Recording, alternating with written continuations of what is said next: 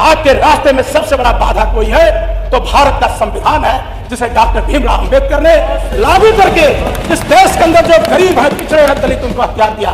मानवर, आपके पीठ के ऊपर जो राष्ट्रपिता महात्मा गांधी की तस्वीर लगी, मानवर, साबरमती आश्रम में जब क्रांतिकारियों की बैठक होती थी आदरणीय केशव मौर्य जी, तो राष्ट्रपिता महात्मा गांधी उस बैठक में एक भजन गाते थे कि रघुपति राघव राजा राम, रघुपति राघव राजा राम, पतित पावन सीताराम, ईश्वर अल्लाह तेरे नाम, सबको सम्मत हे भगवान। आप बांटना चाहते हो देश को, हमें इतिहास के पन्नों पे तरफ मत ले जाइए।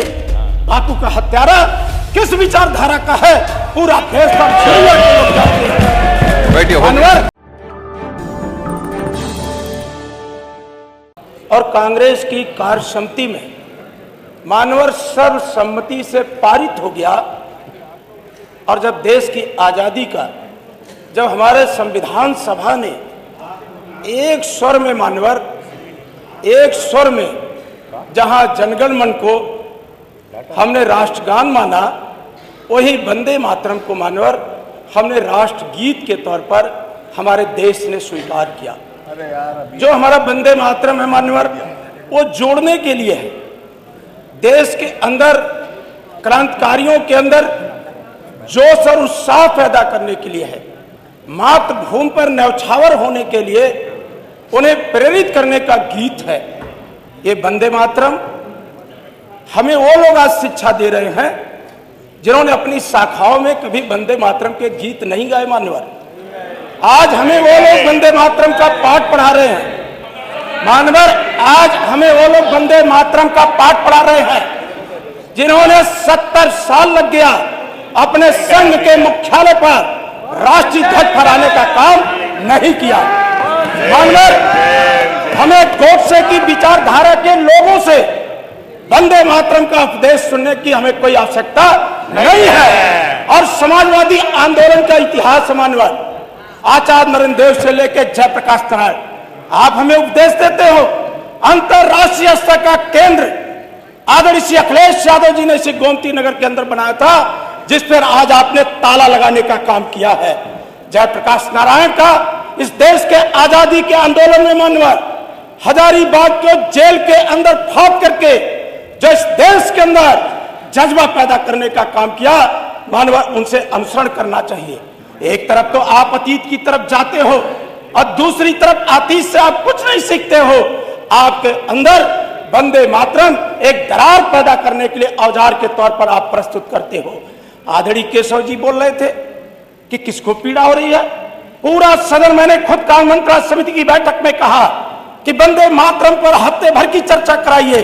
पूरा विपक्ष एक स्वर से वंदे मातरम पर चर्चा करने के लिए तैयार है।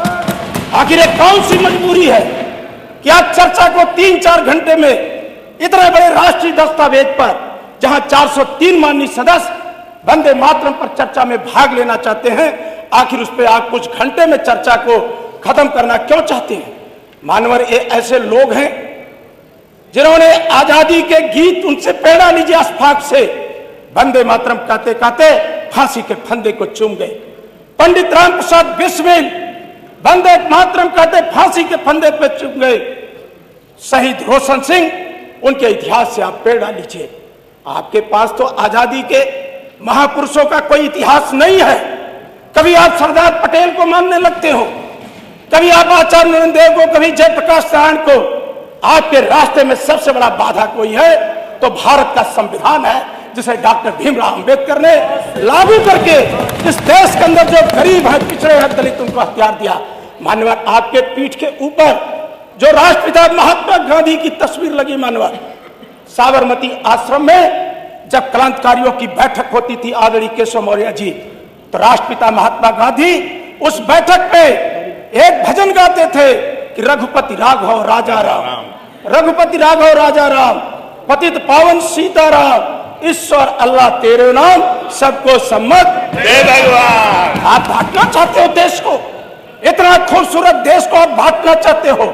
आपकी दरारवादी नीतियों से आज मुल्क के सामने संकट पैदा हो जाता है। और आपकी नफरत भरी भाषा से मैं इनसे क्या शिकायत करूं। लोक सेवा आयोग की भर्तियों में पिछड़ों के आरक्षण के साथ लूट मची है लेखपाल भर्ती का जो विज्ञापन आया है, बिना परीक्षा दिए पिछड़े वर्ग और दलित समाज के लोगों को बाहर का रास्ता दिखा दिया जा रहा है।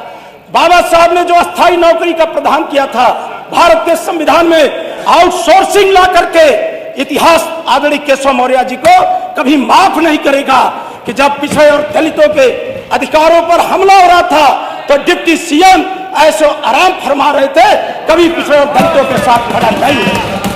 हमें मानवर, हमें वंदे मातरम से कोई ऐतराज नहीं है। वंदे मातरम से हमें भारतीय जनता पार्टी के प्रमाण पत्र की कोई जरूरत नहीं है।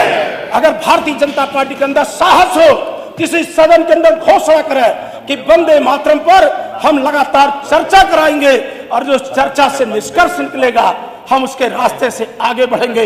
इंकलाब जिंदाबाद मानवर नारा किसने लगाया? तुम मुझे खून दो मैं तुम्हें आजादी दूंगा, ये नारा किसका था? भारत माता की जय हो, ये नारा आप लगाए थे? अरे आप तो अंग्रेजों के लिए काम कर रहे थे, अंग्रेजों के लिए काम कर रहे थे। हमें इतिहास मत बताइए, ये पूरा का पूरा लोग राष्ट्रीय आंदोलन को पढ़ चुके हैं। हमें इतिहास के पन्नों पे तरफ मत ले जाइए। बापू का हत्यारा किस विचारधारा का है पूरा देश का लोग जानते हैं। मानवर एक मिनट सुन ले, मानवर हो गया 6 मिनट, मानवर एक मिनट सुन ले। मैंने बस अब 30 सेकंड में खत्म करिए। मैंने कोई आर्गुमेंट कोई नहीं। राष्ट्रपिता महात्मा गांधी के नाम से आखिर भारतीय जनता पार्टी की इतनी नफरत क्यों है? राष्ट्रपिता महात्मा गांधी इस देश की जो भौगोलिक, सांस्कृतिक, राजनीतिक, आर्थिक परिस्थितियां हैं, अगर उसको एक साथ लेके कोई चल सकता है तो वो कोई और नहीं मानवर, आपके पीठ के ऊपर जो है तस्वीर राष्ट्रपिता महात्मा गांधी है, दूसरा कोई मानवर नहीं है। आज इस देश के अंदर हमेशा पीडीए, अभी आप कह रहे थे कि आपका पीडीए परिवारवाद है।